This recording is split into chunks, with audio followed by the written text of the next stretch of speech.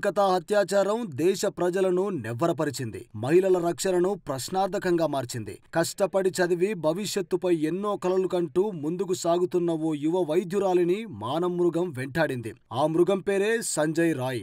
ఈ మూర్ఖుడి గురించి ఎంత చెప్పుకున్నా తక్కువే. పశువు కంటే హీనం, అశ్లీల చిత్రాలకు బానిసై విచ్చలవిడిగా ప్రవర్తించే ఉన్మాది. అలాంటి సంజయ్ రాయ్ని ఉరితీయాలని దేశం మొత్తం డిమాండ్ చేస్తుంది, దుమ్మెత్తిపోస్తుంది. మాకు అప్పగించండి, చంపేస్తామంటూ ఎంతో మంది ప్రజలు బహిరంగంగానే ప్రకటిస్తున్నారు. ఇదిలా ఉంటే సంజయ్ రాయ్ తల్లి తాజాగా సంచలన వ్యాఖ్యలు చేసింది.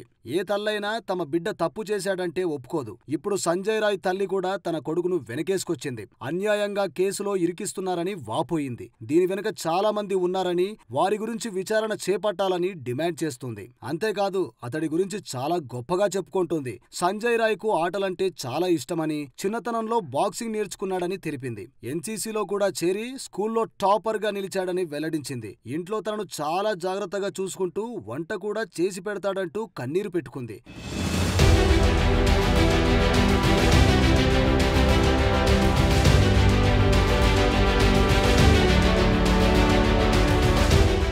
ఇరుగు పొరుగు వారితో సంజయ్ ఎప్పుడూ అమర్యాదగా ప్రవర్తించలేదని సంజయ్ రాయ్ తల్లి చెప్పుకొచ్చింది. సంజయ్ రాయ్ మొదటి భార్య క్యాన్సర్ తో మరణించడంతో తీవ్ర మానసిక ఒత్తిడికి గురై దాంతో మద్యానికి బానిసయ్యాడని తెలిపారు. ఆ తర్వాత 4 పెళ్లిళ్లు చేసుకున్నట్టు వెల్లడించారు. ఘటన జరిగిన రాత్రి అతడు ఏం తినలేదని, అక్కడ పనిచేస్తున్న విషయం సైతం తనకు తెలియలేదని సంజయ్ రాయ్ తల్లి ఆవేదన వ్యక్తం చేసింది. నిందితుడి సోదరి మాత్రం తన సోదరుడు ఈ పని చేశాడంటే నమ్మశక్యంగా లేదంటుంది. చిన్నతనంలో అయితే ఎప్పుడూ ఇలా ప్రవర్తించలేదు అంటుంది.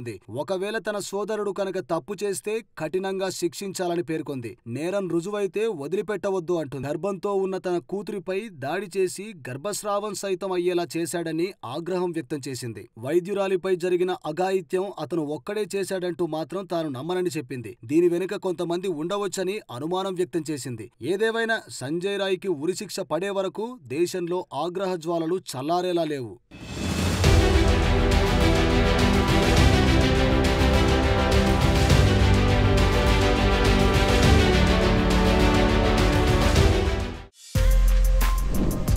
For more videos like this, subscribe Big TV channel.